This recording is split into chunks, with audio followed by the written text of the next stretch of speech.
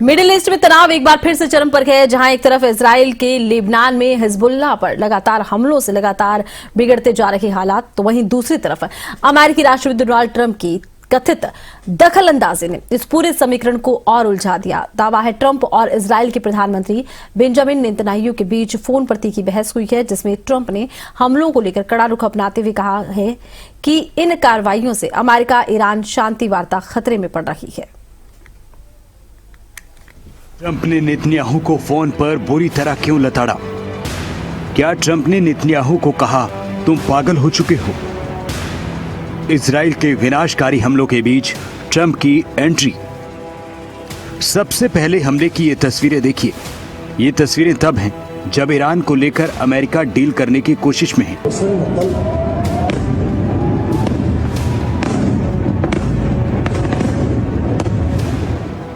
Iran को लेकर America की लड़ाई में साथी बना इजराइल लेबनान में हिजबुल्लाह पर सीज फायर के बीच लगातार अटैक पर अटैक कर रहा है।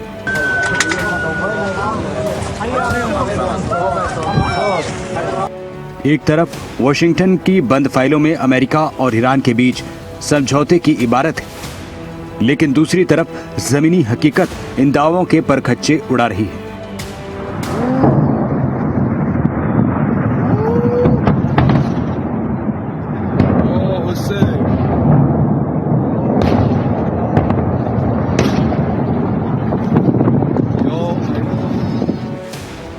अमेरिका का भरोसेमंद साथी इजराइल लेबनान में ईरान समर्थित हिजबुल्लाह पर लगातार मिसाइल बरसा रहा है।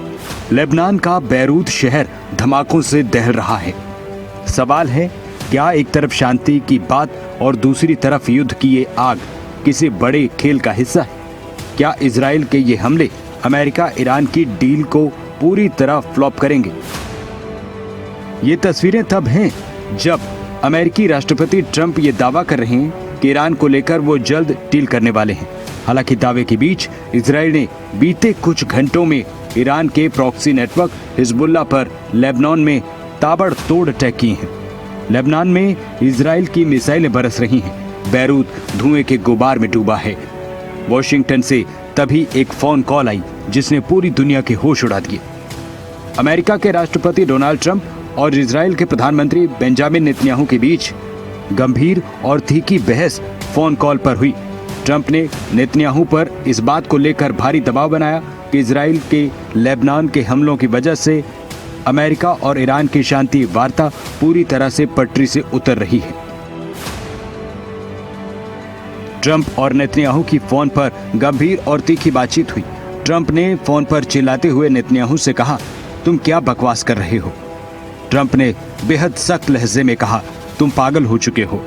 ट्रंप ने कहा, इन हमलों की वजह से पूरी दुनिया नेतन्याहू और इजराइल से नफरत करने लगी है। अमेरिका के दबाव में नेतन्याहू ने बैरूत पर होने वाले बड़े हमले को आखिरी वक्त में टाल दिया।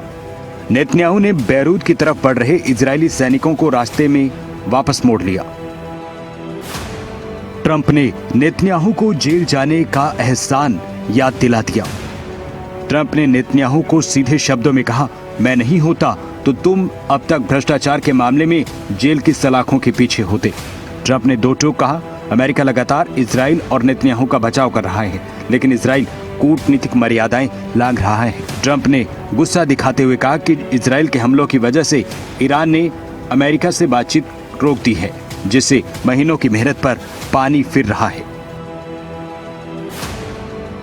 ट्रंप के इस फटकार के बाद नेतन्याहू बैकफुट पर आए। बैकफुट पर आए नेतन्याहू ने हमला रोकने के लिए अपनी रजामंदी दी। ट्रंप ने घोषणा की कि उनके दखल के बाद इजराइल और हिजबुल्लाह एक दूसरे पर फायरिंग रोकने के लिए राजी हैं। ट्रंप ने दावा किया कि उन्होंने हिजबुल्लाह के शीर्ष प्रतिनिधियों से बात की और इजरायली सैनिकों पर हमला न करने को लेकर वो तैयार है। ट्रंप के दावे के ठीक बाद नेतन्याहू ने सोशल मीडिया एक्स पर लिखा, अगर हिजबुल्लाह ने एक भी रॉकेट दागा तो बैरूत को फिर से टारगेट करेंगे। इजराइल ने साफ कर दिया है, बैरूत पर भले हमले रुकें, लेकिन दक्षिण लेबनान में सेना का ऑपरेशन योजना के मुताबिक चलता रहेगा। ईरान के विदेश मंत्री अब्बास अराक्ची ने साफ कहा है, अगर लेबनान में इजराइल ने सीज फायर तोड़ा तो इससे अमेरिका और ईरान की परमाणु वार्ता का भी अंत माना जाएगा। Trump's outburst with Netanyahu could be real, could be also acted out.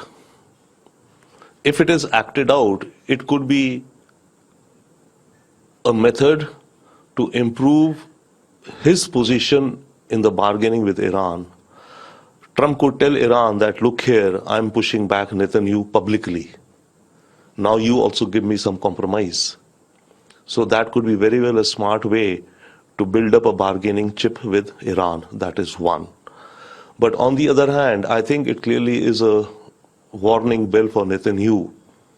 Netanyahu, the way he has led Israel over the past few years, has absolutely lost many friends and invited much criticism of Israel over the past years.